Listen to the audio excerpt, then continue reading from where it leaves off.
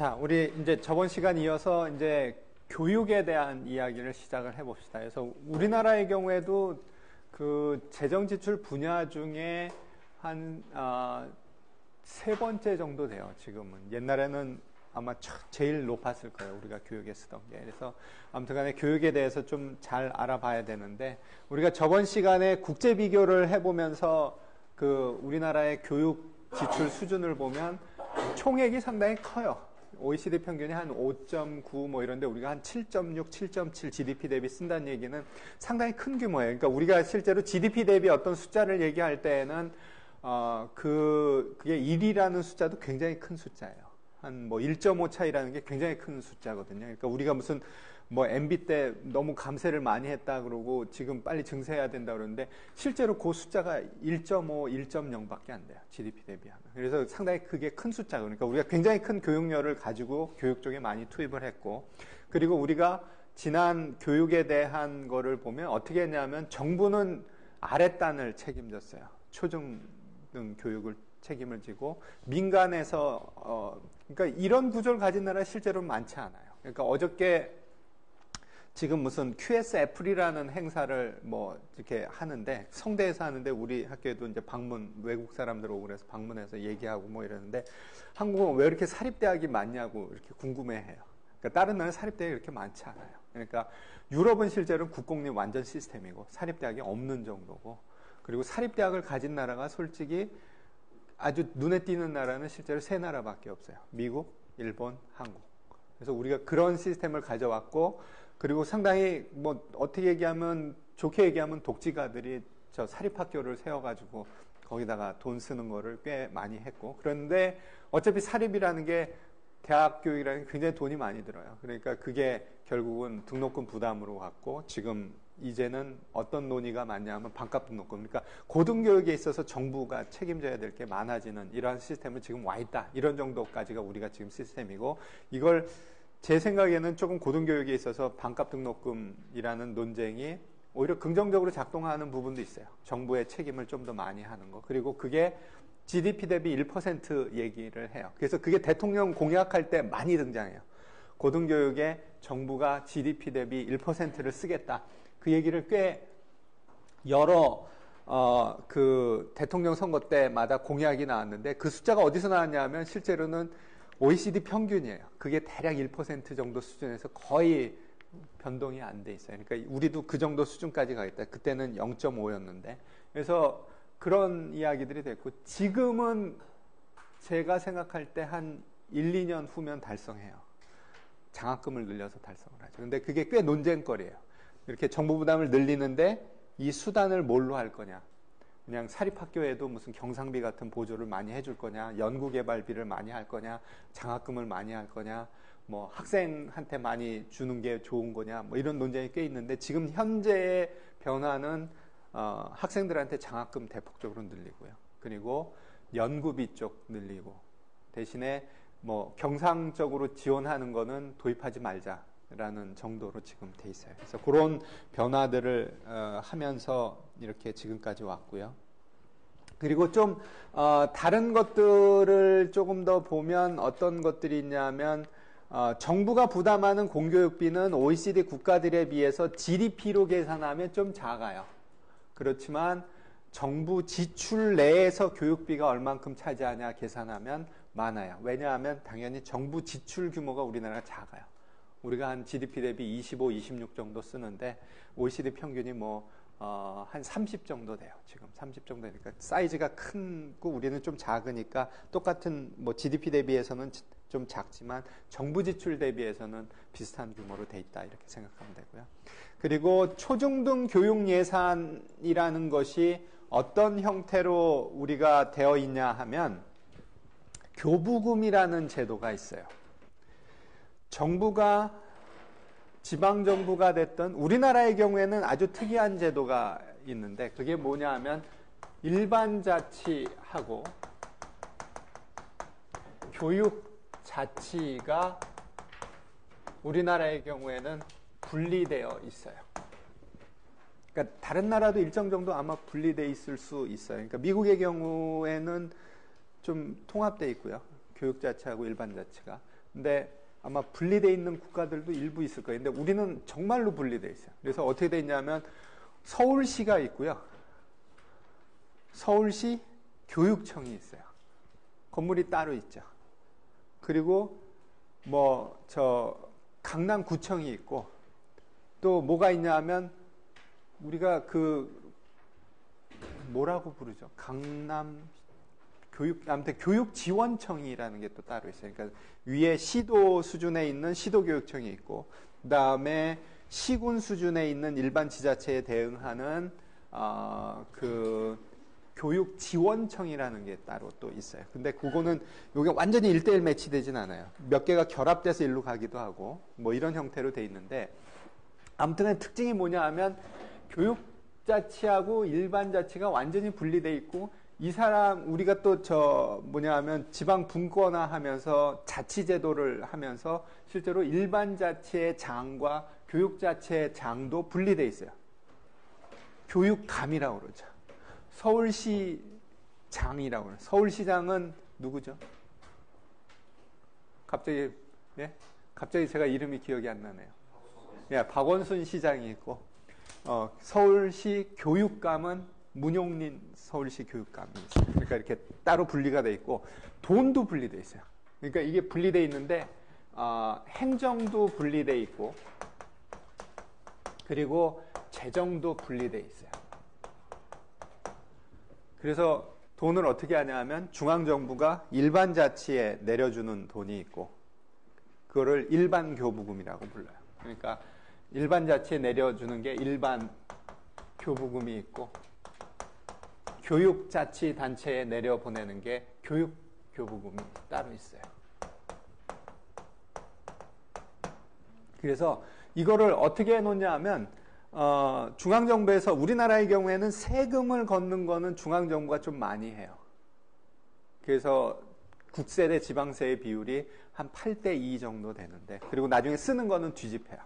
쓰는 거는 어떻게 되면 지방자치단체가 더 많이 써요. 55대 45 정도로 바뀌어요. 그러니까 그러면 어떻게 할 거냐면 중간에 중앙정부가 지방정부 아니면 지방교육자치단체한테 이 재정을 내려보내는 그 수단이 있는 거죠. 그리고 그 수단이 바로 일반교부금하고 교육교부금이에요. 그래서 요거는 어떻게 되어 있냐면 내국세의 20%, 요거는 20.27%로 정해져 있어요. 그래서 교부금은 우리가 영어 표현에 가장 가까운 표현은 뭐냐 하면 블락 그랜트예요. 교부금이라는 거. 그건 뭐냐 하면 그냥 총액으로 계산해서 그 해당 기관한테 그냥 던져주는 돈. 꼬리표를 안 달은 거. 꼬리표를 안 달고 총액으로 던져주는 돈을 우리 한국말 표현에서 교부금이라고 불러요. 그래서 교부금이라는 게 중앙정부에서 실제로 서울시는 별로 안 가요. 서울시는 좀 자체 수입이 꽤 크기 때문에. 그러니까 어디에 많이 가냐면 경상북도, 전라남도, 이런 쪽에다가 일반 교부금들이 계산돼서 산식이 있어요. 꽤 복잡한 산식이 있어요. 그래서 산식으로 해서 계산을 해서 주고, 그거는 그냥 총액으로 배부되고 거기서 알아서 쓰게끔 돼 있어요. 그거 말고 보조금은 다른 거예요. 그러니까 지금 일단 또 하나 그냥 재정 조정 제도에는 실제로 두 개가 있는데, 교부금이 있고 보조금이 있어요. 전에는 양여금이라는 사업도 따로 있었는데 그 양여금이라는 형태는 이제 없앴어요. 그래서 실제로 지금 남아있는 거는 교부금하고 보조금인데, 요거는 꼬리표가 달려 있는 거예요.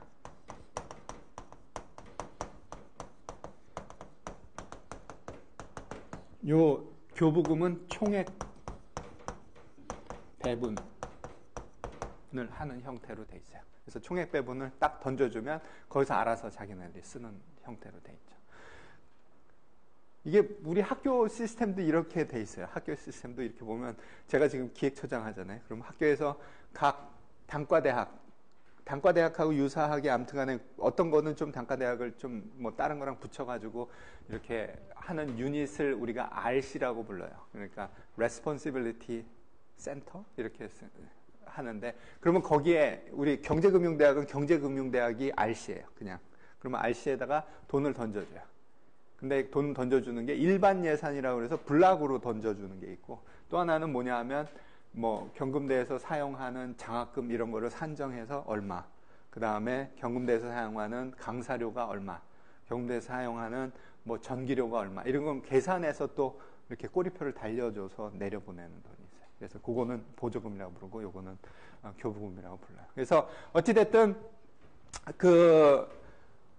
우리 중앙정부에서 지방교육청으로 내려보내는 금액이 지방교육교부금이라고 부르고, 그거가 아주 큰 게 내국세의, 지금 요거는 2005년도 숫자이기 때문에 19.4인데 그 사이에 또 늘었어요. 늘어가지고 20.27%로 늘었어요. 그래서 20.27%인 금액을, 그러니까 지금은 한 30조 좀 넘는 걸로 제가 기억을 해요. 30조 좀 넘는 돈을 이 산식을 통해서 나눠줘요. 그러면 쭉 내려가고, 그거 말고 또 뭐가 있냐면 교육세라는 것들이 있는데, 교육세가 두 종류예요.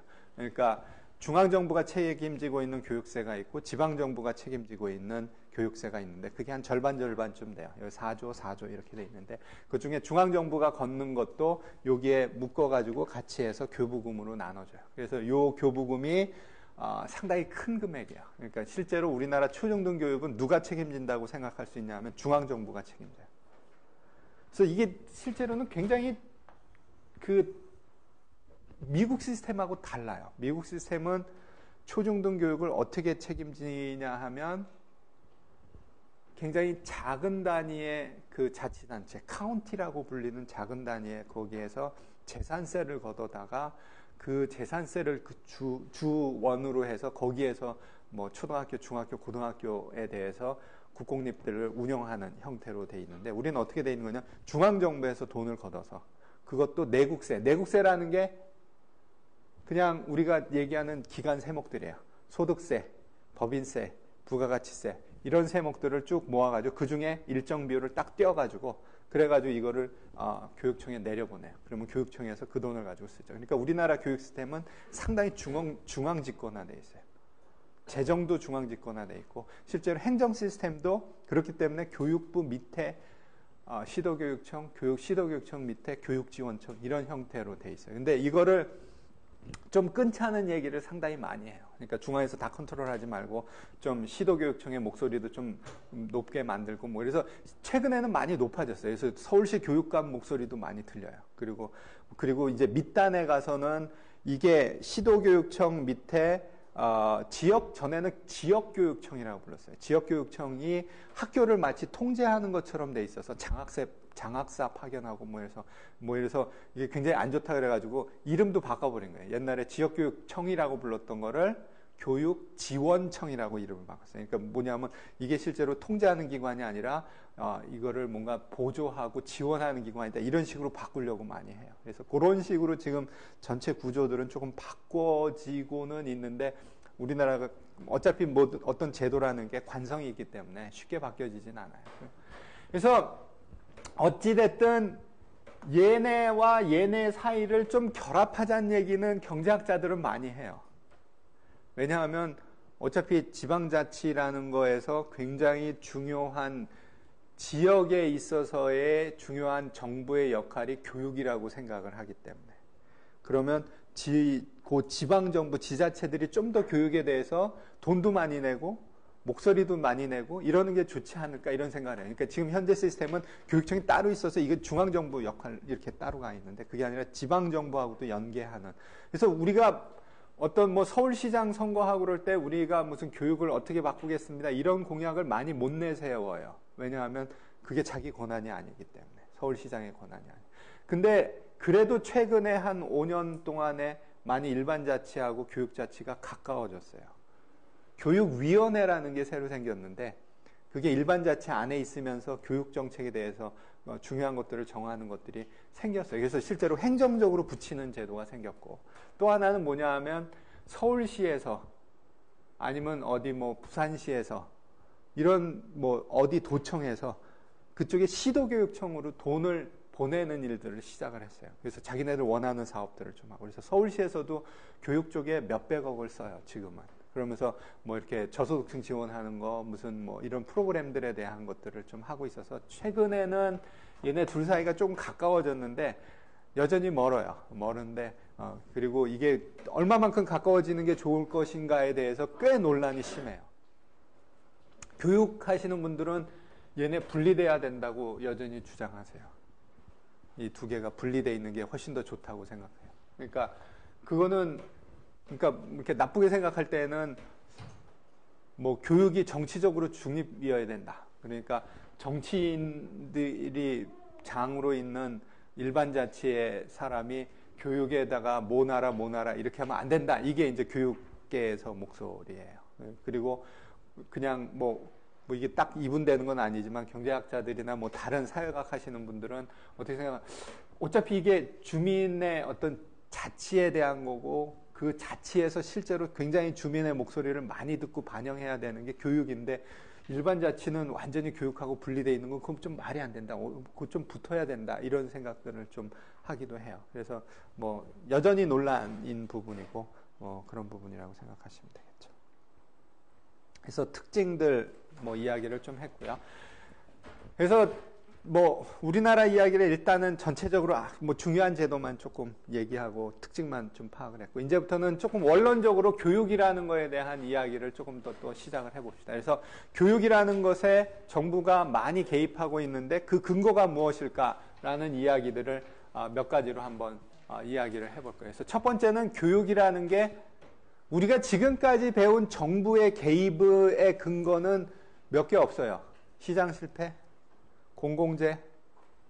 그러니까 시장 실패라고 얘기하는 거, 물론 공공재도 들어있고, 뭐 외부성도 들어있지만, 아무튼 뭔가 시장 실패가 나오는 부분, 그 다음에 형평성 부분. 크게 나는 그렇게 두 가지고, 시장 실패가 나오는 부분에 중요한 게 공공재, 외부성, 그리고 여태까지는 이렇게 많이 얘기 안 했지만, 자본시장이 불완전한 부분도 있어요. 그래서 그거 이야기를 가지고 한번 교육에다가 대입을 시켜서 생각을 해봅시다. 일단 첫 번째는 정부가 개입하려면 일단 공공재인지 물어보려고 해요.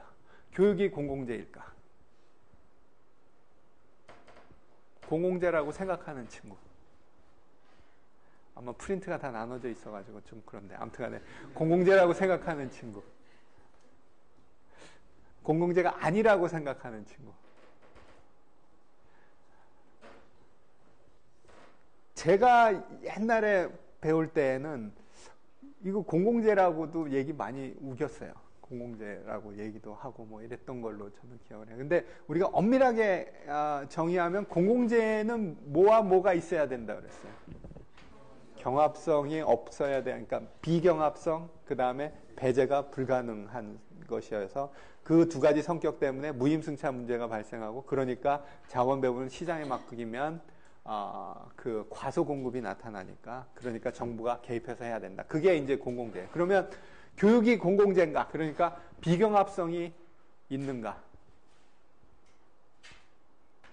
지금 친구 중에 좀 늦게 온 친구가 와서 앉았는데 먼저 온 친구들이 수업 듣는데 별로 피해 안 줬다고 생각할 수 있어요. 그냥 그래도 뭐 할 수 있다 이렇게 생각하는데 근데 정말로 많아지면 어떻게 될까요? 인원수가 정말로 많아지면.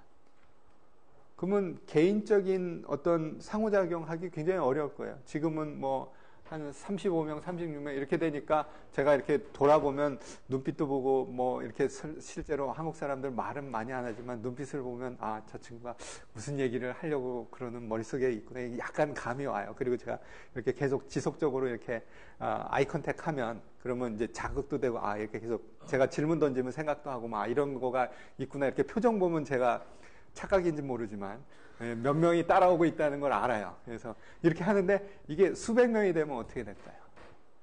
어려워져요. 그러면 어떻게 되냐면 제가 친구들 잃어버리는 거죠. 수업 시간에. 잃어버린다는 얘기는 그만큼 효과성이 떨어진다는 얘기고 교육이라는 것을 제대로 못하고 있다는 뜻이 되는 거예요. 그러니까 경합성이 있다고 생각할 수 있어요. 그리고 또 하나 배제가 불가능한가? 배제 가능해요. 지금 이 수업 들으려면 뭐 우리가 뭐라고 그래야 되냐면 한양대학교 학생회야 되고 뭐 등록하고 그 다음에 이 과목에 또 이렇게 또 여기에 수강 신청이 돼 있어야 된다. 그리고 뭐 아닌데 듣고 싶다 그러면 청강해도 돼요. 그러면 내가 들어보고 뭐 이렇게 다른 친구한테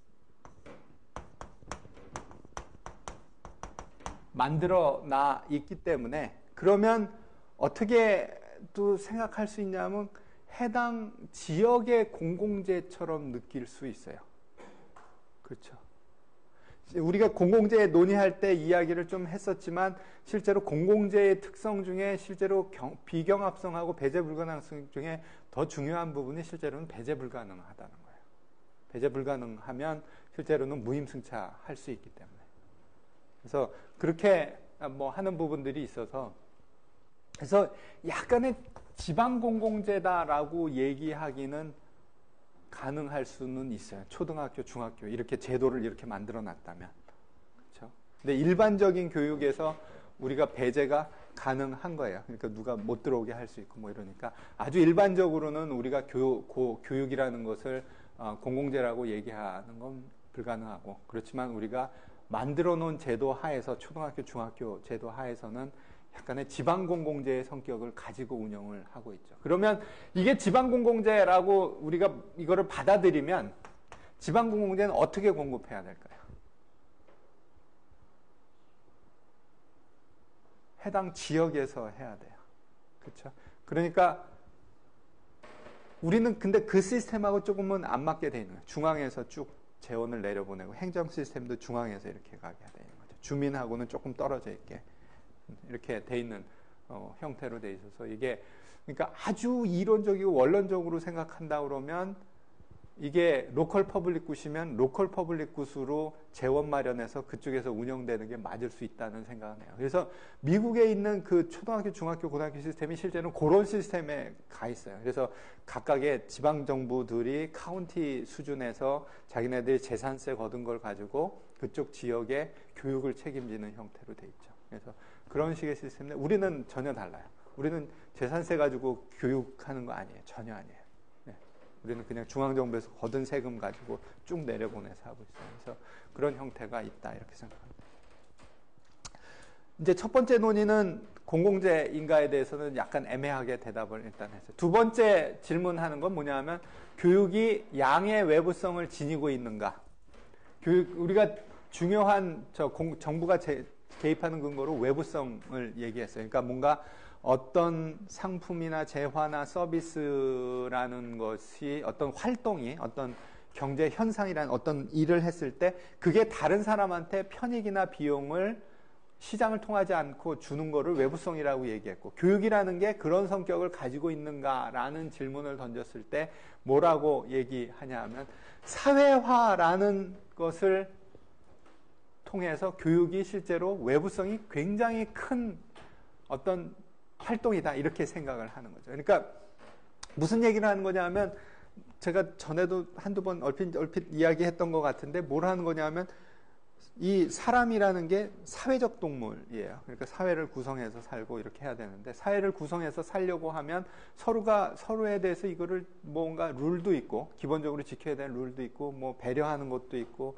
도덕이라는 것도 있어야 되고 뭔가 이런 것들이 생겨야 되는데 그걸 만들어내는 과정이 바로 뭐라고 생각하냐 하면 교육이라고 생각하는 거예요. 교육을 하나도 안 받았다고 생각하면 어떨 거냐 하면 어떤 사람이 어떻게 이 사회 내에서 역할을 해야 되고 뭘 해야 되는지 모를 거라고 생각하는 거예요. 그러니까 그러겠죠. 뭐 생각나는 건 아무것도 없네요. 그러니까 무슨 늑대 소년이라는 무슨 저 영화 같은 거 보면 전혀 이게 그런 사회하고 접촉이 없었다면 그 사람이 사회 내에서 어떻게 살아가야 될지 다른 사람은 어떻게 배려해야 될지 전혀 모를 거예요. 그러니까 그런 어떤 사회의 구성원으로서 해야 될 행동이나 이런 것들을 가리키는 행동, 그게 교육이고 그걸 배우면 상당히 다른 사람한테 편익을 제공한다. 그 사람에게 편익이 가는 게 아니라 그렇게 생각하면 이게 굉장히 큰 외부성을 가진 활동이라고 생각할 수 있어요. 교육이라는. 그래서 결국 옛날 무슨 그리스 철학자부터 해가지고 우리 교재 보면 결국은 이런 사회를 구성하고 사회를 유지 발전시키는 거에 기본적인 동력이 사회화, 소셜라이제이션이라고 얘기를 하는데 그게 뭐냐면 그 사회의 구성원이 맞춰서 살도록 하는 건데 그거의 핵심 요소가 교육이라는 거예요. 그리고 그거의 편익은 사회로 돌아가는 거고 다른 사람한테 돌아가는 거고 그 사람한테 안 가기 때문에 그걸 누가 책임져야 되냐면 정부가 책임져야 된다는 거예요. 그리고 그게 사회화가 결국 양의 외부성이라고 생각하면 사회화의 기능이 굉장히 큰 교육은 정부가 하고 사회화의 기능이 별로 없는 교육은 정부가 하면 안 된다는 뜻이에요. 그렇죠? 지금 논리를 그렇게 밀 수 있어요. 우리가 이 사회화가 외부성을 가진 거니까 그것 때문에 정부가 개입한다면 사회화의 정도에 따라서 정부가 개입하면 돼요. 그러면 초중교육에 개입하는 건 어때야 될까요? 중학교 교육에 개입하는 건 어때야 될까요? 고등교육에 개입하는 건 어때야 될까요? 유치원 교육에 개입하는 건 어때야 될까요? 나중에 평생교육에 대해서 정부가 개입하는 건 어때야 될까요? 만약에 개입의 근거가 양의 외부성이라면 사회화에 공헌하는 정도가 다르다면 그러면 정부의 역할도 그만큼 달라야 돼요. 그리고 그 얘기는 뭐여야 되냐면 사회화는 언제 많이 이루어진다고 생각할 수 있냐면 너 이러면 안 돼라는 거 가르치는 거예요. 다른 사람한테 이러면 안 돼. 뭐 이렇게 가르친다면 그게 언제 이루어지냐 하면 어렸을 때 교육이에요. 그러면 결국 이 근거는 정부가 개입하는데 어디에 개입하라는 거냐 하면 어렸을 때 교육에 개입하라는 거예요. 그리고 우리나라 예산을 보면 그렇게 돼 있어요. 초중등은 책임지고 있고 중학교까지 책임진 거지. 서서히 올라왔어요. 우리나라의 경우에. 그러니까 서서히 의무교육을 초등학교 하고 중학교 의무교육 시켰고 그 다음에 최근에 고등학교 의무교육의 얘기가 나오고 있어요. 그러니까 의무교육이라는 지금 제가 말하는 개념은 무상으로 만드는 거. 그러니까 점점 위로 올리고 있는 거죠. 그래서 그리고 그거의 근거는 양의 외부성 사회화라는 것이다. 이렇게 생각하면 되겠죠. 그리고 그래서 뭐 이거와 관련된 연구들을 보면 그냥 수준을 보면 교육 수준이 높은 국가에서 민주화 수준이 높다는 게 나와요.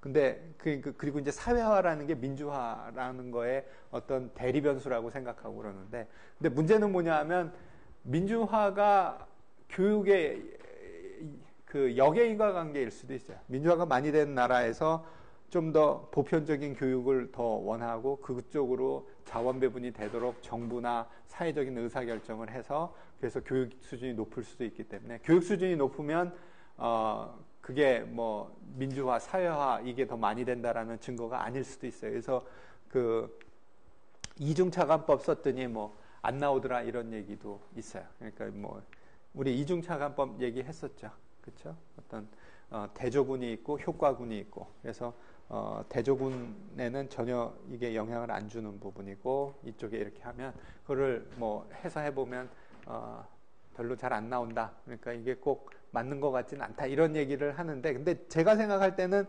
사회화라는 거에 정확한 그 대리변수는 아닌 것 같아요. 민주화라는 것 자체가. 그리고 민주화를 측정하는 것도 굉장히 논쟁거리예요. 어느 나라가 민주화가 더 잘 돼 있다, 안 돼 있다, 뭐 이렇게 말하는 게 굉장히 그 편향이 있을 수 있어. 우리나라의 경우에 그 양성평등 지수하면 뭐 전 세계에서 거의 꼴등에 가까워요.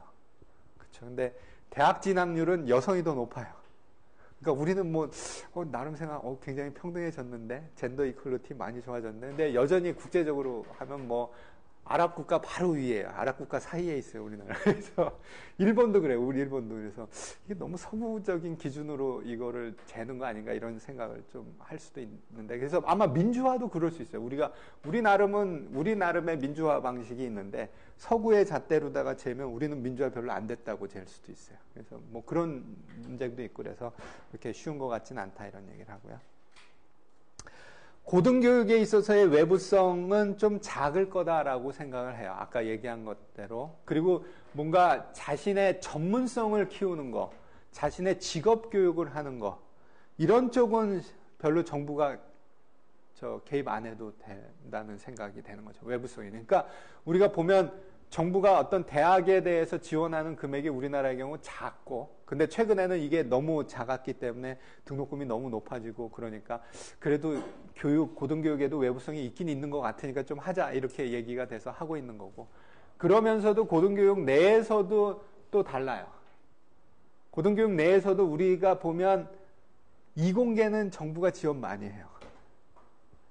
그 이유는 이공계 사람들이 나중에 받는 월급보다 이공계 사람이 사회에 공헌하는 그 부분이 추가적으로 꽤 많다고 생각을 하는 거예요. 은연중에. 그래서 우리 보면 인문사회가 찬밥인 경우 꽤 많아요. 우리 학교에서도 좀 그래요. 이렇게 예산 배분하다 보면. 근데 뭐 이공계 장학금 따로 있죠. 정부에서. 근데 인문사에게는 따로 없는 것 같아요. 그리고 뭐 있더라도 굉장히 조금만 줘요. 그래서 그리고 그 이유는 아마 이공계에 나온 사람들이 나중에 월급 받는 것보다 나중에 그 사람들이 뭔가 새로운 물건도 만들고 새로운 발명도 하고 새로운 연구개발의 성과물도 내고 뭐 특허도 만들고 이런 게 사회에 굉장히 큰 공헌을 하는데 그거가 개인적으로 편익으로 많이 들어가기 때문에 그러니까 결국 외부성이라는 것은 뭐냐 하면 자신이 전체적으로 뭔가 사회에 하는 부분이 자기가 챙겨가는 것보다 더 크다는 거예요. 외부성이 있는. 그래서 이공계 아마 있을 거다. 그러니까 아마 이공계에 많이 돈을 주는 거고요. 정부가 그 전문대학원에는 돈 잘 안 줘요. 법학전문대학원, 뭐 아니면 뭐 경영전문대학원 이쪽에다가 돈 준다 그러면 친구들 머릿속에 생각, 아닌데 거기 나오면 돈 많이 받을, 그 스스로 벌 텐데 그걸 뭐하러 정부가 줘? 이런 생각을 할 거예요. 그리고 그거를 조금 더 정교하게 논리를 한다면 양의 외부성이 별로 없는 교육 단계라고 생각할 수 있어요. 그건 개인의 어떤 전문성을 키우고 그게 그 키워진 전문성에 대해서 나중에 그 사람이 충분히 개인적으로 보상을 받기 때문에 스스로 거기에 투자해서 그대로 받아올 수 있기 때문에 그러니까 거기에 정부가 개입할 필요 없다 이렇게 생각할 수 있는 거죠. 그러니까 우리가 이 논리를 좀 정교하게 다 대입을 해보면 외부성이라는 논리라면 지금 하고 있는 것들에 상당히 많은 부분들이 연결돼 있어요. 그리고 이렇게 돼 있다는 생각하고요. 하나 더 제가 전에 있던 슬라이드에서 뭐 어제 또 약간 바꿔놨는데 또 하나 추가해서 보는 게 이제 공공재 외부성이 있고 또 하나가 뭐가 있냐면 자본시장이라는 게 불완전하다라는 이야기를 하나를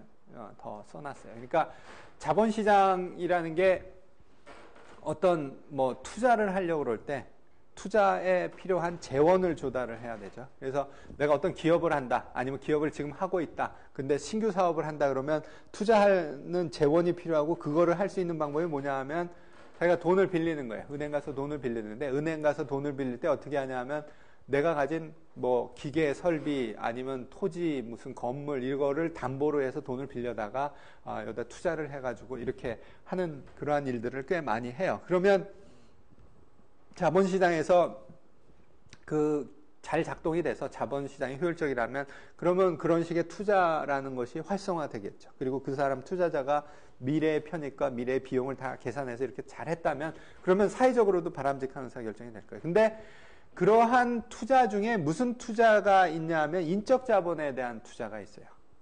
인적 자본이라는 게 뭐냐면 개인의 어떤 지식, 능력 이런 것들을 키우는 거예요. 지식, 능력, 그 다음에 인적 자본을 좀 더 넓게 했을 땐 건강도 포함을 해요. 그러니까 건강하고 지식을 가지고 있고 어떤 전문성을 가지고 있고 이런 거를 키우는 일들을 하는데 그게 인적 자본을 키우는 건데 그 인적 자본을 키우려면 투자를 해야 돼요. 지금 친구들이 하고 있는 게 투자하고 있는 거예요. 그렇죠? 그러니까 인적 자본에 투자를 하고 있는 건데 그 투자를 하려고 할 때 돈이 들어요. 그게 대학 등록금 뭐 이렇게 뭐 대학교 이렇게 다닐 때 또 기회비용이 있죠. 일 안 하니까. 그러니까 그런 것들을 조달을 해야 되는데 그거를 조달하려고 자본시장에 가요. 그러면 굉장히 자본시장에서 홀대를 받죠. 왜냐하면 인적 자본은 담보로 쓰기 어려워요. 내가 정말 훌륭한 사람입니다. 나를 믿어주세요. 그리고 뭐 나를 담보로 맡기겠습니다. 그러면 거기에 은행 창구 직원이 뭐 이상한 소리 하시지 마시고요. 뭐 일단 뭐 그렇게 나올 가능성이 굉장히 커요. 그래서 뭐냐면 인적 자본을 담보로 해서 어떤 자본시장에서 돈을 조달해서 교육에 투자하는 게 상당히 어려워요. 그러니까 다른 그냥 있는 것들은 조금 뭐 가능해요. 기계 설비 있는 거라든가 아니면 특허가 있다든가 뭐 이런 것들은 그쪽에 물적 자본에 투자하는 부분들은 좀 가능한데 인적 자본은 이런 식의 자본시장의 불안전성이 있으니까 어때야 된다라고 생각을 하는 거냐 하면 정부가 이 문제를 또 해결해야 된다고 생각하는 거예요. 우리나라에서 이 문제를 해결하는 걸로 들어온 제도가 학자금 대출 제도예요. 그러니까 학자금 대출, 지금 대출 금리가 2.9%인가? 만약에 친구가 어디 무슨 대부업체 가서 뭐 등록금이 없어요 하고 돈을 빌리면 뭐 30% 이렇게 될 텐데 정부에서 장학재단에서 돈을 빌려주는데 그게 2.9% 맞나요? 지금 상당히 낮게 돼 있죠. 그리고 상당히 그래도 지금은 꽤 제도가 확산됐어요. 2010년도부터 도입이 됐으니까. 그래서 그렇게 해서 들었는데 그러니까 결국 학자금 대출 시장에 대해서 정부가 개입한 근거는 이거라고 생각할 수 있어요. 자본시장이 불안전하기 때문에 개입하겠다 이런 거죠. 그래서 이게 지금까지 얘기한 건 전부 시장 실패고요. 공공재, 외부성, 자본시장의 불안전성 얘기했고, 시장 실패 말고 또 하나의 그 중요한 교육에 대한 그 개입의 근거는 불형평성이에요. 교육을 그냥 시장에 맡겨두면 굉장히 불형평해질 가능성이 있죠. 그러니까 뭐냐 하면 시장에 그냥 맡겨두면 뭐 어떻게 될 거냐 하면 돈 있는 사람은 자녀 교육 좋은 데 시키고 돈 없는 사람은 학교도 못 보내고 그럴 수 있으니까 어떻게 되는 거냐 하면 그러면 정부가 개입하자 이런 생각을 갖는 거죠. 그래서 거기에 이제 불형평성을 개선하는 방법으로 이렇게 들어와 있고, 불형평성을 개선할 수 있는 방법이 뭘까요? 구체적으로 어떻게 하면 돼요? 교육에서 불형평성이 있다. 소득에 따라서 어떤 친구는 교육을 받을 수 있고 어떤 친구는 못 받는다. 그럼 어떻게 하면 돼요? 예? 내가 귀가 안 좋아요. 예? 예? 무상으로 만들면 되죠. 무상으로 만들면 굉장히 아주 포괄적이에요. 포괄적이어가지고 다 들어올 수 있죠. 대학 교육을 무상으로 만들면 어떨까요? 친구들 웃지만 유럽 시스템이 그런 거예요. 유럽 시스템이 대학 교육도 무상으로 만들어요. 쭉 그냥 무상으로 쭉 올린 거죠. 초등학교, 중학교, 고등학교, 대학까지 무상으로 해놔. 근데 대신에 무상으로 해놓으면 너무 많은 사람들이 올 거니까 어떻게 하냐면 그 전에 뭔가 다른 기제를 통해서 너는 대학 가도 돼, 넌 대학 가면 안 돼 이렇게 잘라요. 근데 우리나라는 그렇게 못하겠죠. 뭐 고등학교에 딱 있는데 고등학교 담임 선생님이 얘 능력을 딱 판단해가지고 너는 대학에 못 갈 것 같으니까 부모님한테 그렇게 결정됐다고 얘기해. 그러면 아마 뭐 큰일 날 거예요. 그러니까 그런 식의 어떤 다른 기제로 컨트롤하고 실제로 대학 자체는 무상으로 하는 나라가 독일이에요. 네. 근데 우리한테는 제 생각에 그건 안 맞는 시스템이죠. 그래서 무상으로 하면 굉장히 편해요. 편하고 이게 근데 대신에 돈은 엄청 많이 들어가죠. 그리고 다른 어떤 그러면 무상으로 되면 일단은 가격이 낮으니까 당연히 수요가 엄청 클 테니까 그러면 그거를 배당할 수 있는 다른 기제가 필요해요. 그러니까 그런 식의 문제들이 필요한 거죠. 그래서 우리나라의 경우에는 어떻게 지금 선택을 했다고 생각하시면 되냐 하면 중학교까지 지금 무상으로 와 있는 거예요. 무상으로 해주고 고등학교를 할까 말까 지금 대통령 공약에는 들어가 있는 거고 고등학교 고교 무상교육 실시 이렇게 들어가 있는데 뭐 그걸 꼭 해야 되는지 말아야 되는지 논쟁이 또 있어요. 저는 개인적으로는 뭐 이미 많은 지원들이 좀 있고요. 저소득층에 대해서. 그리고 거기에 또 추가적으로 무상으로 만들 때 제일 혜택 많이 보는 실제적으로 혜택 많이 보는 데가 대기업하고 저 사립대학교 뭐 이런 좋은 직장들이에요. 좋은 직장들이 어떻게 돼 있냐면 자녀 교육비 낸 거를 영수증 내면 다 돌려줘요. 그러니까 고등학교 등록금 이렇게 낸 거 여기 제가 제 아들 뭐 고등학교 다닐 때 그러면 영수증 이렇게 납입금 한 거 이렇게 모아가지고 내면 그 돈을 학교에서 다시 줘요. 근데 무상으로 되면 어떻게 될까요? 안 줘도 돼요. 그럼 누가 돈 아꼈을까요? 한양대학교가 아꼈어요. 예, 그러니까 그리고 좋은 기업들은 대부분 그 편익을 현재 제공하고 있어요. 그러니까 대기업하고 중견기업들은. 그러니까 만약에 이거 무상으로 바꾸면 실제로 혜택은 그쪽에 많이 가죠. 그리고 근데 또 아닌 사람들도 있고 그래서 실제로 논쟁거리예요. 이걸 완전히 무상으로 가자 뭐 아니다 뭐 이런 거 같고. 대학 교육을 무상으로 가면 돈이 엄청 들어가요. 지금 대학에 지금 우리나라가 쓰고 있는 돈이 한 25조 한 해 25조 정도 쓰는데 그걸 무상으로 완전히 그런다. 그러면 정부 예산을 그만큼을 더 넣어야 되니까 굉장히 큰 돈이에요.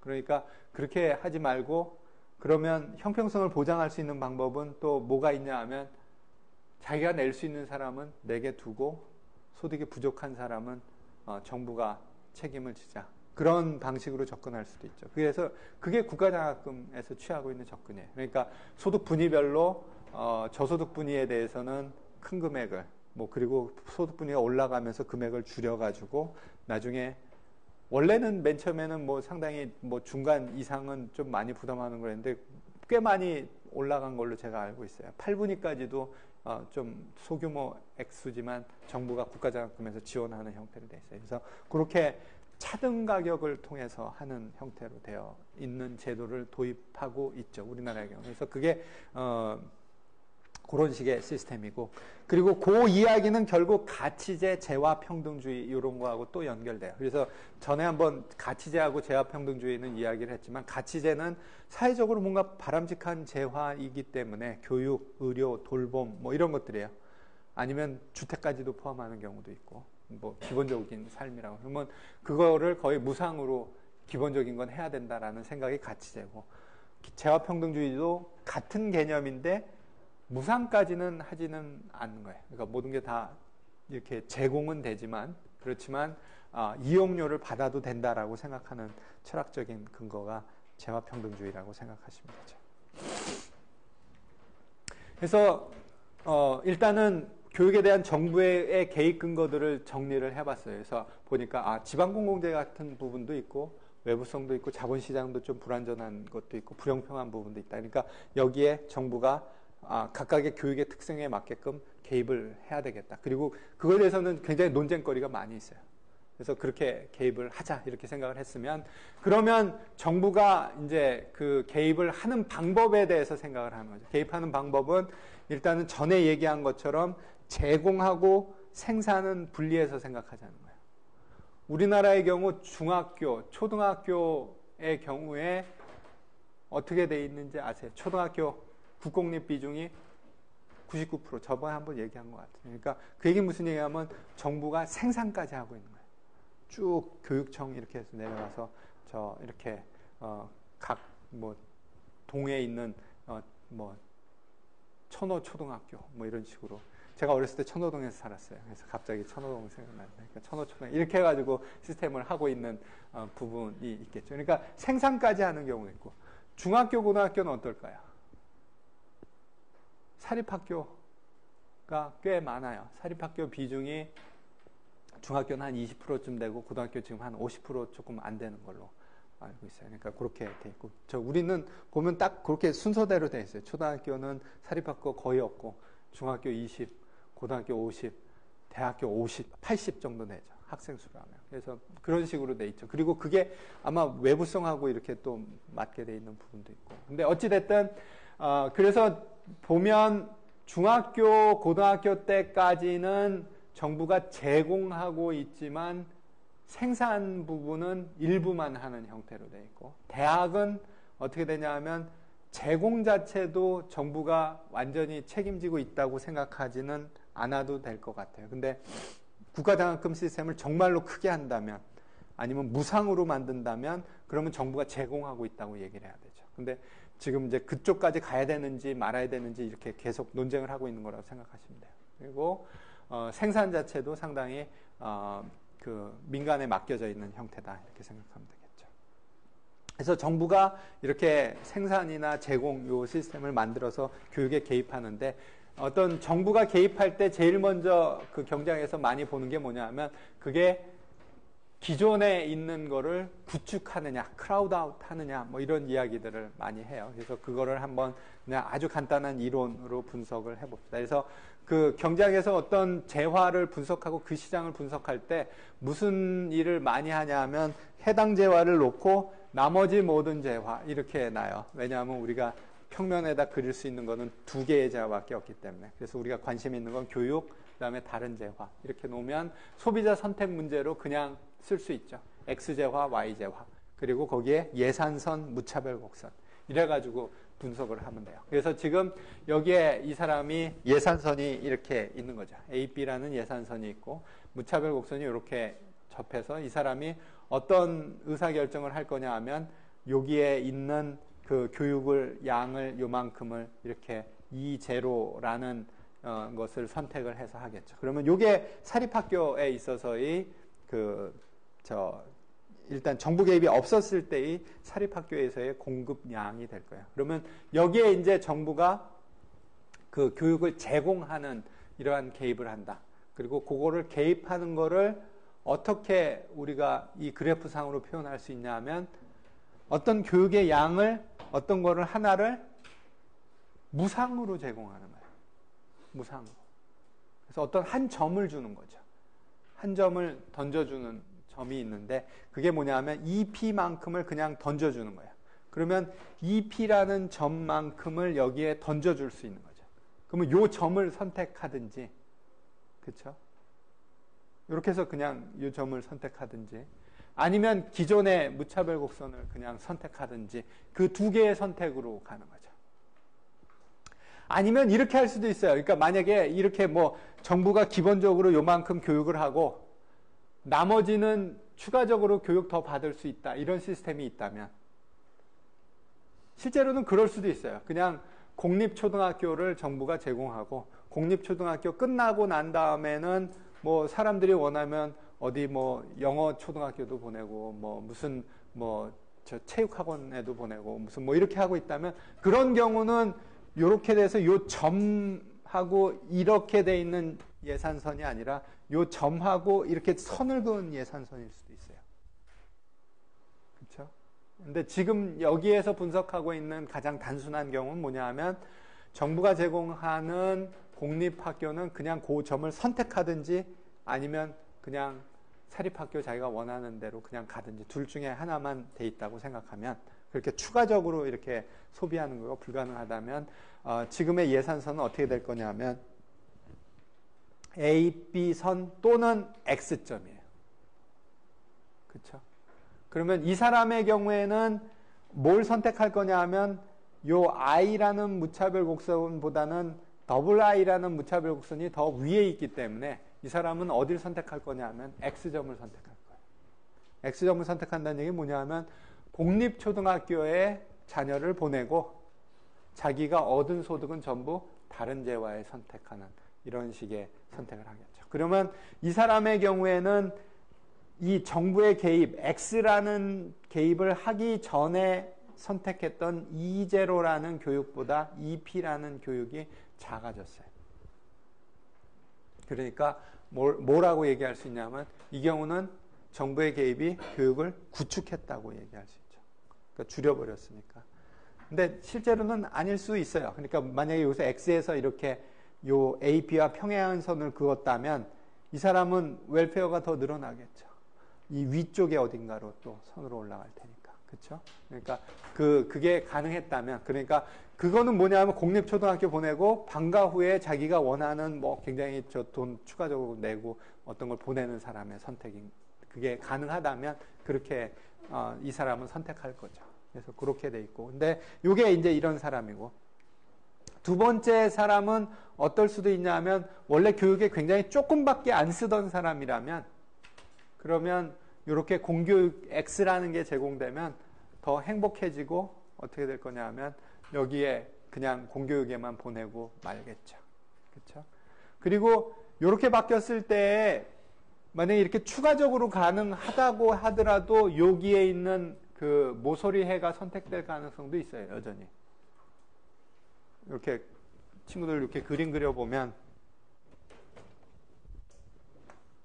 이렇게 예산선이 돼 있을 때 요 모서리 해 나오는 경우들 꽤 있죠. 그러니까 이렇게 원래가 이쪽에 굉장히 치우쳐서 교육의 자발적인 선택량이 작았던 사람은 모서리 해가 나올 가능성이 꽤 많을 거라고 생각돼요. 그러면 이 사람들은 전부 뭘 할 거냐면 옛날보다 교육의 양을 늘린 상태로, 그리고 좀 더 행복해진 상태로 이렇게 선택을 하겠죠. 또 어떨 수도 있냐 하면 원래 교육에 대해서 굉장히 많이 쓰던 사람은 아예 신경 안 쓸 수도 있어요. 정부가 제공하는 공교육 양이라는 거에 대해서. 왜냐하면 여기 있는 I 요거가 여기 X를 지나는 무차별 곡선보다 위에 있어요. 그 얘기는 무슨 얘기냐면 공교육 시스템에 이 사람들은 자발적으로 안 들어가려고 하겠죠. 안 들어가고 그냥 원래 자기가 하던 대로 하는 이러한 선택을 할 가능성이 있죠. 그래서 뭐 사람에 따라서 굉장히 다른 거예요. 그리고 지금 이 그래프를 가만히 봐보면 어떤 일이 벌어질 거냐 하면 원래 교육에 대해서 굉장히 많이 쓰던 사람은 그러면 공교육에 참여를 안 할 가능성이 있어요. 네, 그러니까 그런 식의 일들이 벌어질 수 있는 것들이 있겠죠. 그래서 이렇게 그래서 사람에 따라서 어떤 사람의 선호에 따라서 소득 수준에 따라서 다른 결과가 나올 수 있겠다 이런 이야기를 하죠. 그래서 정부가 얼만큼 개입을 해야 되는가 이거에 대해서 그리고 개입의 결과가 다르게 나올 수 있는 부분들이 꽤 많이 있고 그리고 아까 그렇게 만약에 사람의 선호가 다르게 돼 있다면 실제로는 학교의 형태나 이런 걸 다양하게 제공하는 게 더 좋을 수도 있어요. 그런데 그런 경우에는 어떨 수 있냐면 불형평성의 문제가 발생할 수도 있어요. 그러니까 그게 우리나라의 경우에 무슨 국제중학교, 국제고등학교 뭐 이런 것들을 열어주는 게 어떤 의미에서는 저 고소득자가 이쪽 끝점을 선택하고 가게 허용을 해주는 건데 그렇게 하면 그 사람은 훨씬 더 행복하죠. 그러니까 사립학교에 그렇게 보내는 게. 근데 사회적으로는 또 위화감이 있고 그러니까 그게 또 선택해야 되는 문제로 또 등장을 해요. 그래서 이런 일들이 있고요. 그리고 그래서 지금 어찌됐든 그 정부가 돈을 좀 더 교육에 많이 쓰면 교육 성과가 좋아지는가 이렇게 이야기를 하는데 그렇게 증거 자체가 아주 뚜렷하지는 않다. 그게 지금 현재의 증거라고 생각하시면 돼요. 그래서 지금 여기 나와 있는 그래프가 뭘 보여주고 있냐면 학생 1인당 실질 교육비 지출이고 나라별로 쭉 계산을 해서 그리고 그거를 순서대로 쭉 보고서는 그 다음에 교육의 성과가 뭐냐 이렇게 생각하면 교육의 성과가 뭐냐는 좀 논쟁거리예요. 교육의 성과를 어떻게 측정할 거냐 그러면 뭐 취업률이 좋은 거, 뭐 임금이 높은 거, 뭐 이렇게 개인별로는 볼 수도 있지만 국가적으로 봤을 때 어떤 국가가 더 저 교육의 성과가 높으냐 그러면 뭐 성장률이 높은 나라 아니면 뭐 어떤 국제 비교하는 시험을 봤을 때 거기서 성적이 좋은 나라 뭐 이렇게 할 수 있는데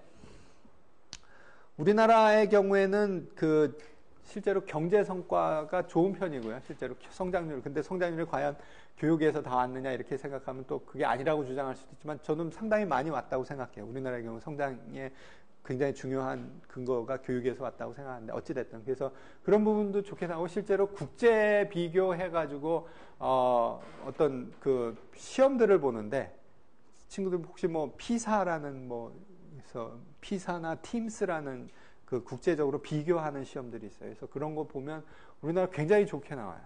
뭐 항상 뭐 1등, 2등, 3등 중국도 굉장히 좋게 나오고 최근에 중국, 홍콩, 싱가포르 대만, 한국, 뭐 저쪽에 핀란드 뭐 이런 데가 좋게 나와요. 핀란드도 상당히 좋게 나오고. 그래서 그러면 그런 나라들이 과연 지출을 많이 하고 있냐 이렇게 생각해 보면 뭐 아니다. 뭐 예를 들어서 지금 우리나라의 경우에는 상당히 저 미국 수준에 비하면은 절반밖에는 안 쓰고 있는데 뭐 성과는 피사나 뭐 이런 거나 더 좋은 것 같고 성장률도 더 좋은 것 같고 뭐 이렇다 이런 이야기들도 좀 할 수 있고요.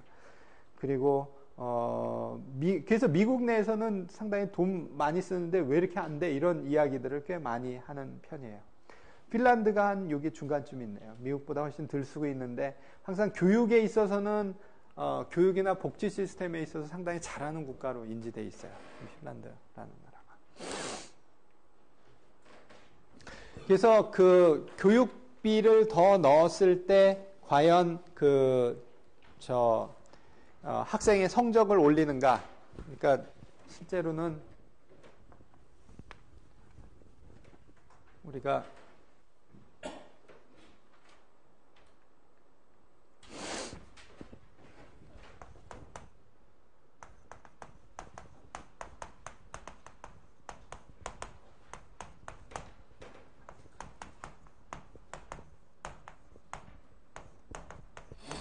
그러니까 교육비 지출을 늘렸을 때 교육 성과가 올라가는가 이거에 대해서 우리가 그냥 생각하면 맞을 것 같아요.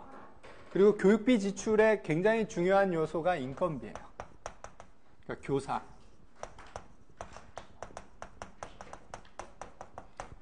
교사 인건비가 뭐 대학교도 실제로 마찬가지예요. 그러니까 지금 한양대학교 예산을 보면 절반 조금 안 되게가 교직원 인건비예요. 인건비고 그리고 뭐 그런 부분들이 있어요. 그래서 과연 교사를 더 많이 쓰면 그러면 교육 성과는 어떻게 측정할까? 뭐 이걸 생각을 해보는데 뭐 임금이 올라가는 거, 뭐 성장률, 뭐 피사 테스트, 뭐 그 다음에 또 어떤 것들이 있냐면 교육 성과라고 얘기하는 거가 사회화, 뭐 임금도 있고 사회화도 있고 또 저축계좌, 범죄. 교육 성과라는 걸 상당히 여러 가지 다층적으로 측정을 해요. 그리고 그거가 과연 교육비를 늘렸을 때 이런 것들이 연결이 될 것인가?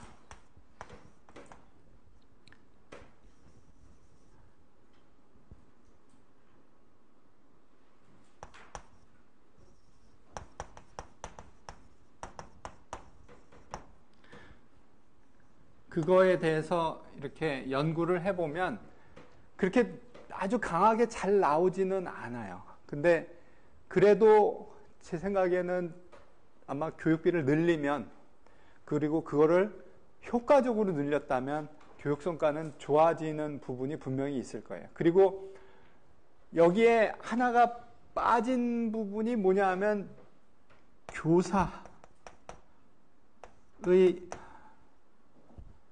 자꾸 경제학자니까 자꾸 생각나는 단어는 유인구조라고 밖에는 생각이 안 나는데 뭔가 교사의 태도, 가치, 어떤 다른 사회학적인 용어나 방법론도 제 생각에는 충분히 우리가 받아들여야 된다고 생각해요. 그러니까 저는 볼 때 어떤 그냥 어떤 가치, 문화, 태도 뭐 이런 것들은 경제학 단어는 아니에요. 그러니까 가치라는 건 우리가 보통 가치라고 얘기하면 그냥 정말로 돈 단위로 계산한 뭐 이런 건데 실제로 지금 제가 쓰고 있는 여기서의 가치는 뭐냐면 자기가 중요하다고 생각하는 무엇.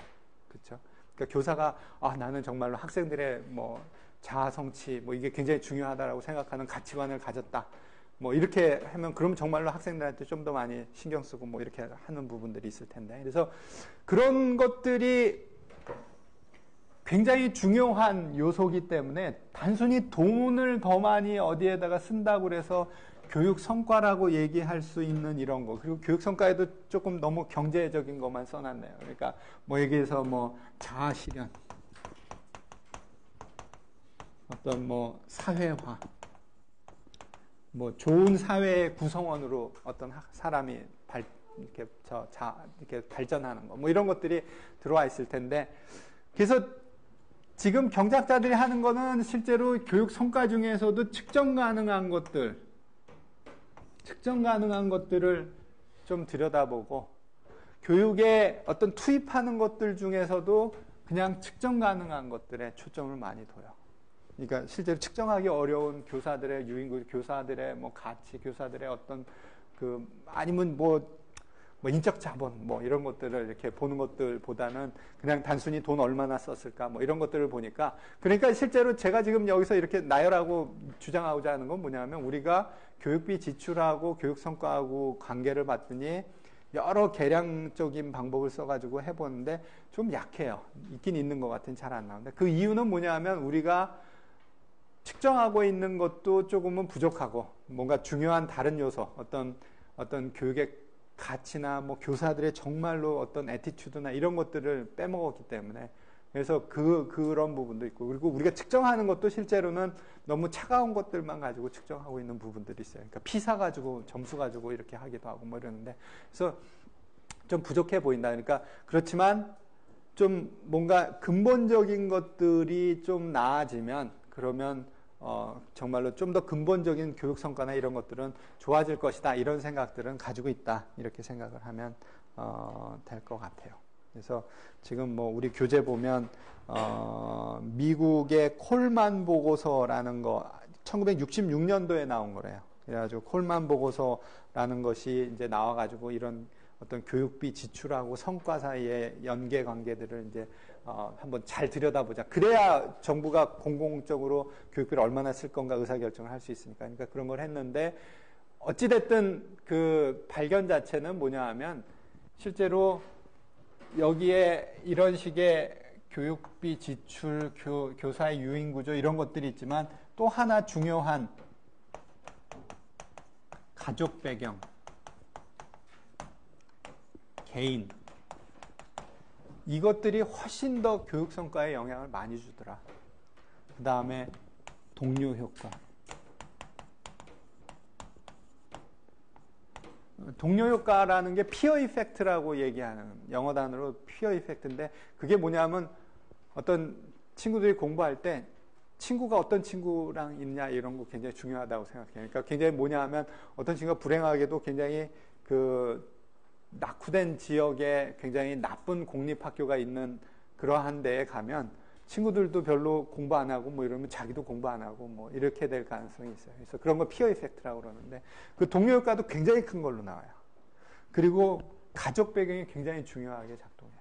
부모의 소득, 학력 이런 것들이 이쪽에 굉장히 중요해서 실제로 콜만 보고서에서 얘기하는 거는 이것들이 실제로 아주 큰 영향은 아니다. 있긴 있는 것 같은데 뭐 이런 식의 연구 결과예요. 그래서 그런 것들을 했고 그 이후에도 여러 가지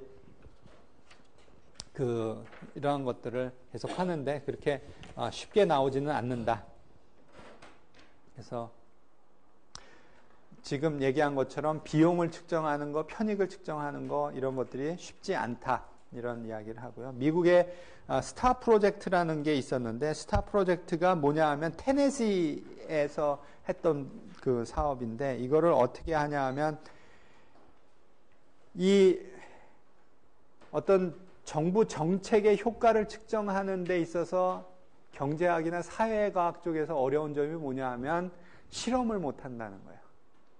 지금 이게 어떻게 됐는가, 교육비를 얼만큼 썼는가가 교육 성과에 어떤 영향을 줬는가 이렇게 보려고 그러면 인위적으로 어때야 되냐면 어떤 학생은 교육비 많이 한 데다 보내고 어떤 학생은 교육비 조금 한 데다 보내고 그래야 되겠죠. 근데 그게 굉장히 비도덕적이에요.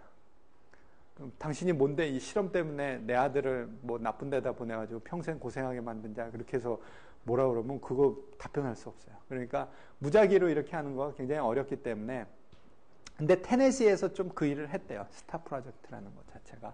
어떤 아동들은 좀 무작위로 좀 좋은 여건을 가진 그러한 뭐 교육 쪽에 보내고 그래서 나중에 보니까 교육비 많이 쓴 데가 훨씬 좋더라. 이런 얘기를 한 거예요. 그러니까 그 얘기를 하니까 어때야 되냐 하면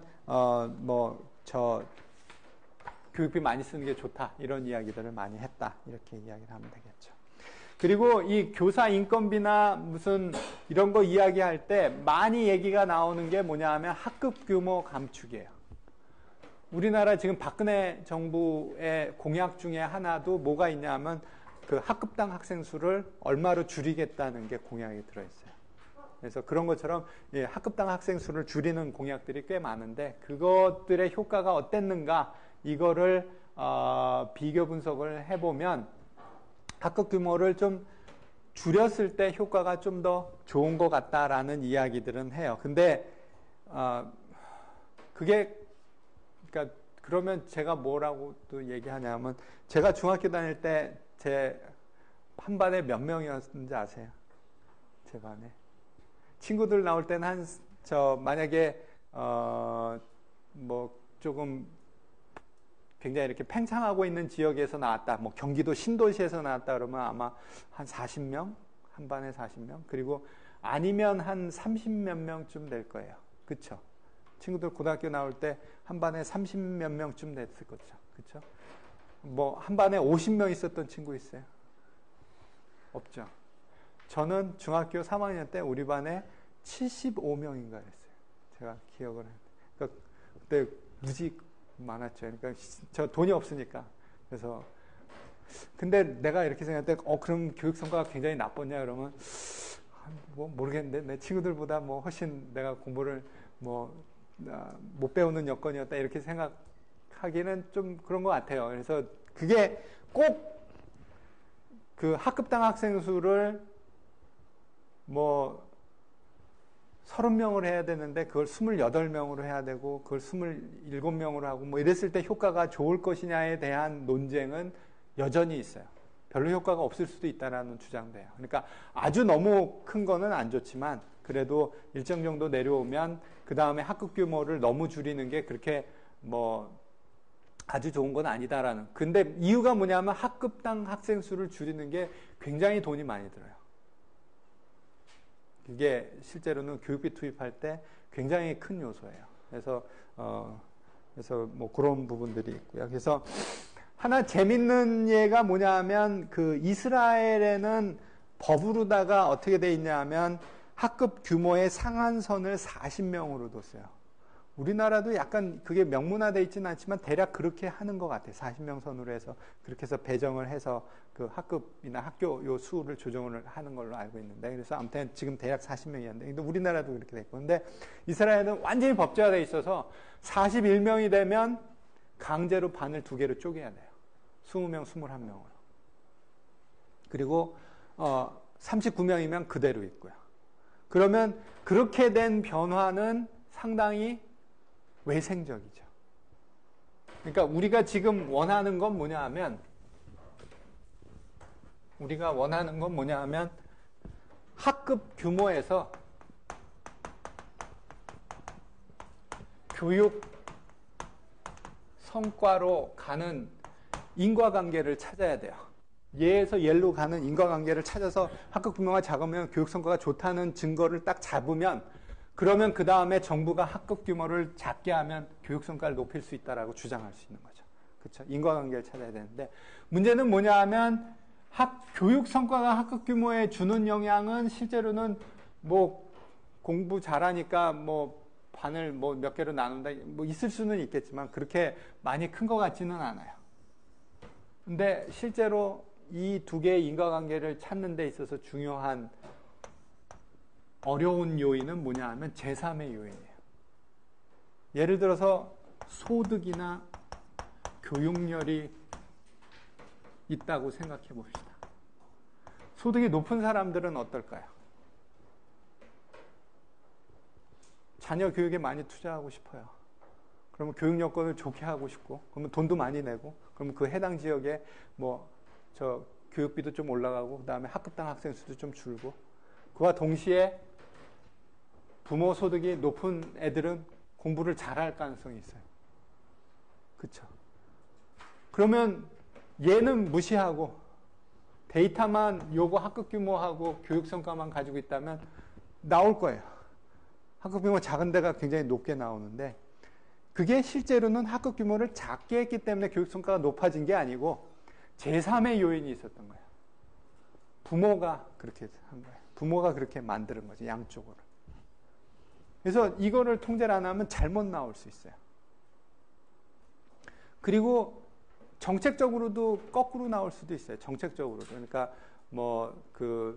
교육 성과가 나쁜 지역에 정부가 일부러 돈을 더 많이 투입할 수도 있어요. 그러면 어떻게 될 거냐 하면 학급 규모가 오히려 작아질 수도 있죠. 그러니까 성과가 나쁜 거하고 또 이게 또 같은 방향, 정책적인 배정을 했을 때 이게 또 다른 방향으로 갈 수도 있어요. 그러니까 이런 여러 가지 다른 요인들이 있기 때문에 뭘 찾아야 되냐 하면 학급 규모를 결정하는 외생적인 요인들, 그러니까 얘네들이 아니라고 주장할 수 있는 그 실험을 찾아야 되는 거예요. 그렇죠? 그러니까 테네시의 스타 프로젝트처럼 랜덤하게 배분을 했다든가 아니면 지금 이스라엘처럼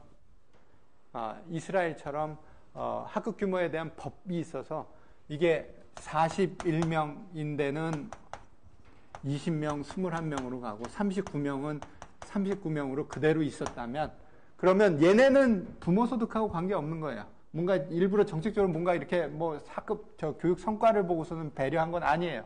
그냥 인원수 가지고 한 거죠. 그러면 이렇게 나눠진 거는 외생적인 학급 규모라고 생각할 수 있는 거죠.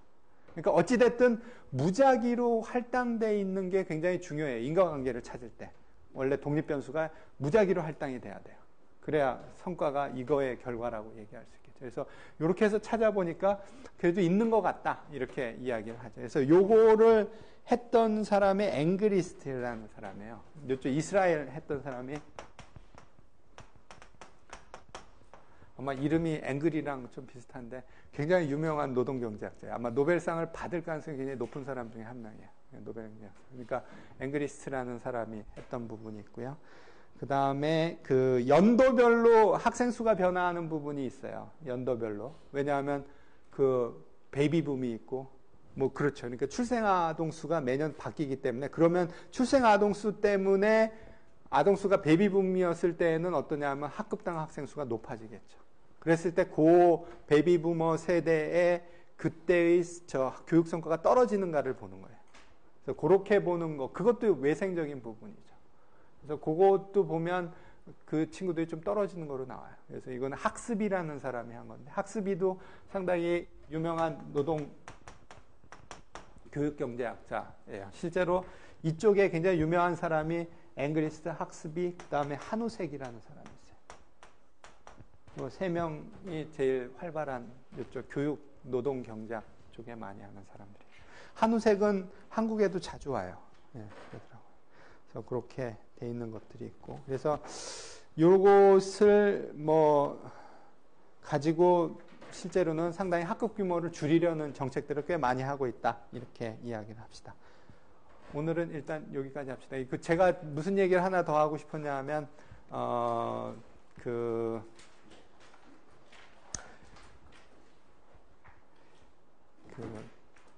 우리가 최근에 유아교육 쪽에 많이 재원을 투입하려고 그래요.